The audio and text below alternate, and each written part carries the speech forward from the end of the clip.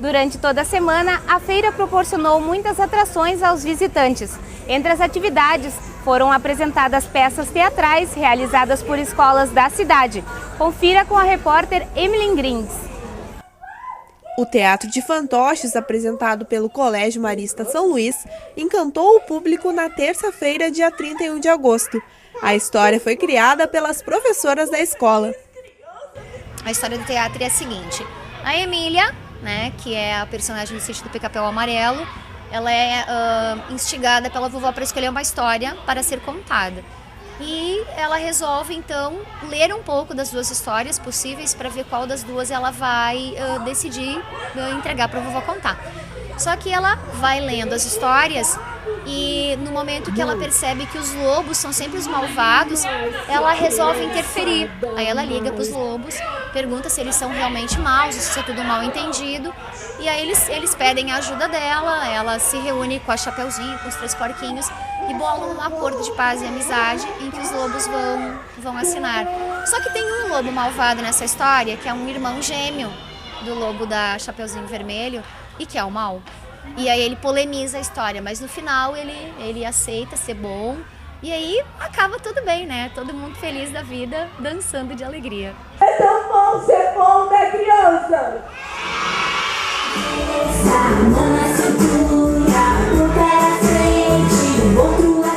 Tá gostando do teatro?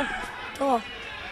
Sim, é muito divertido. Já na quinta-feira, o assunto era mais sério. A peça dos alunos da 7ª série do Colégio Felipe Jacobs tratava de bullying.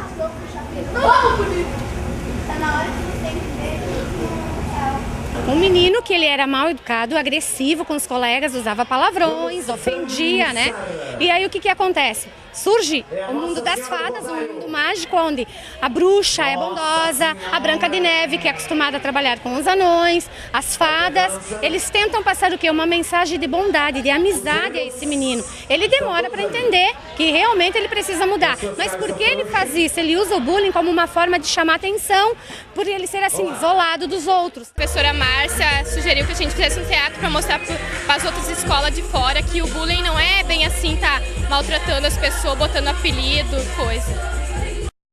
Como parte da programação da feira, o escritor Daniel Galera esteve no Colégio São Luís para uma palestra na quinta-feira pela manhã. Galera tem 31 anos, é autor de 3 livros de romance e 1 de contos. Suas obras possuem edições traduzidas em países como Argentina, França, Itália e Portugal. A repórter Raiza Machado esteve com ele para um bate-papo. Confira! Daniel, tu és um escritor jovem. Em que momento tu disse, é isso que eu quero fazer o que eu escrevo virar um ofício? Pois é, eu acho que eu comecei a descobrir que eu queria escrever meio assim, tinha uns 16, 17 anos, então tinha saído do colégio, estava começando a entrar na faculdade, Mas o momento em que eu resolvi que eu queria me dedicar realmente a uma carreira na literatura e tal, foi um pouco depois. Já estava no meio da faculdade e tal, estava meio decepcionado com o curso que eu tinha escolhido, que era publicidade, não queria mais fazer aquilo. E ao mesmo tempo a literatura foi se tornando cada vez mais importante, eu fui escrevendo mais, conhecendo outras pessoas que escreviam. Eu decidi que a literatura seria a minha prioridade. No começo tu escrevias na internet. O que tu acha de utilizar a internet como uma plataforma de divulgar trabalhos? Olha, para mim foi essencial. Eu fiz isso desde o começo, quando eu comecei a publicar. E eu acho importantíssimo, porque a internet criou um espaço que não havia antes para os autores ainda desconhecidos, Ou não só para os desconhecidos, qualquer pessoa consegue acessar um site, seja onde estiver, e com custo praticamente zero também. Então, saber usar os blogs e as revistas literárias digitais e as redes sociais para fazer contato com outros autores, com leitores, acho que tem muita gente começando a escrever, se dando ao trabalho de escrever, por causa disso, que talvez não fosse começar antes, quando não tinha esse meio, E hoje se sente incentivado porque sabe que mesmo que não seja por muita gente vai ser lido. Então, para mim foi essencial, formei meu público leitor no início pela internet e tudo começou por lá. E como aconteceu de tu, junto a alguns amigos, criar a própria editora Livros do Mal? Bom, isso foi um momento posterior, eu já publicava na internet fazia alguns anos, E aí eu comecei a pensar em editar um primeiro livro, só que eu gostava muito, até para minha formação um pouco nessa área, de mexer com arquivos, com programas de edição de livro em computador e tal. E eu tinha amigos também, artistas, que sabiam mexer com isso, e todos nós tínhamos meio que essa fantasia de editar um livro, criar uma editora. A gente percebeu que isso era possível e resolvemos fazer a nossa própria editora em vez de tentar mandar livros para outras editoras, né? Então foi um projeto bem caseiro, a gente fazia os livros em casa. Eu mesmo programava, diagramava, ia na gráfica, e eu consegui publicar meus primeiros 2 livros dessa forma, né? E distribuí, mandei, além de vender em livrarias e vender de ponto em ponto, levando eu mesmo na mochila, coisa assim, eu consegui mandar ele para jornalistas, para autores que eu admirava, para alguns editores, né? Isso foi importante porque tornou meu trabalho um pouco mais conhecido e resultou no meu convite para publicar depois por uma editora grande. Tu também traduz livros, né? São de escritores também jovens. Como tu faz o contato com esses autores? Nem todos. Eu gosto muito, eu procuro traduzir novos autores da literatura inglesa e americana, né? Que eu só sei traduzir do inglês. Então eu já traduzi muitos livros de autores estreantes, ou pelo menos jovens, assim, mas não é só o que eu faço, né? Eu já traduzi também, acabei de traduzir um livro do John Cheever, que é um contista clássico americano, então variado, assim, mas eu procuro descobrir autores novos, sim, tenho interesse em, às vezes, até propor para editoras autores novos de língua inglesa que eles não conhecem, né, que eu gostaria de traduzir. Eu mostro o livro, em alguns casos já consegui traduzir o livro porque eu apresentei o livro para a editora. Então eu tento fazer um trabalho também de revelar um pouquinho alguns autores, né, bem novos no Brasil. Alguns contos teus já foram adaptados para o cinema, como é o caso do Intimidade, que a Camila Gonzato fez um curta. O que tu acha disso? Um dia tu imaginou ver um conto teu no cinema?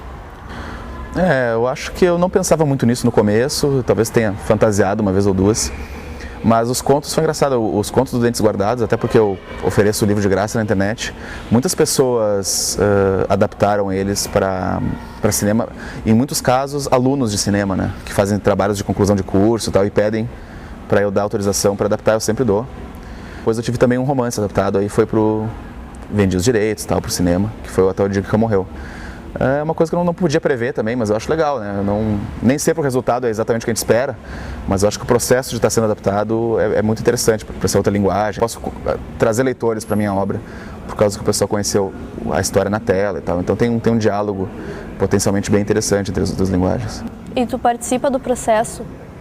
Não, em geral não. Eu fico mais ou menos afastado, assim. Não dou muito pitaco, não. Sobre a tua linguagem na literatura, que é mais direta, digamos assim, como tu acha que deveria ser a literatura hoje, a literatura contemporânea? Eu acho que a literatura não deve ser nada, ela não tem objetivos concretos, ela é uma forma de expressão, né? A mesma coisa que tu dizia assim, para que a fala deve tratar do quê? Né? Não faz sentido, é um instrumento de expressão, eu vejo a literatura dessa forma, e ela é importante por isso, por esse fato isoladamente, né? E quando eu escrevo eu estou simplesmente me expressando. Eu tenho sorte de conseguir fazer isso de uma forma que leitores acham interessantes e acaba sendo interessante para eles e para mim também, né? Porque se torna um diálogo entre eu e os meus leitores. Mas para mim, literatura, a minha visão é essa. Muito obrigada, te agradeço pela conversa então. Obrigado, foi um prazer. E o Unisque Notícias Especial Feira do Livro fica por aqui. Nós voltamos com a programação normal na semana que vem. Até lá!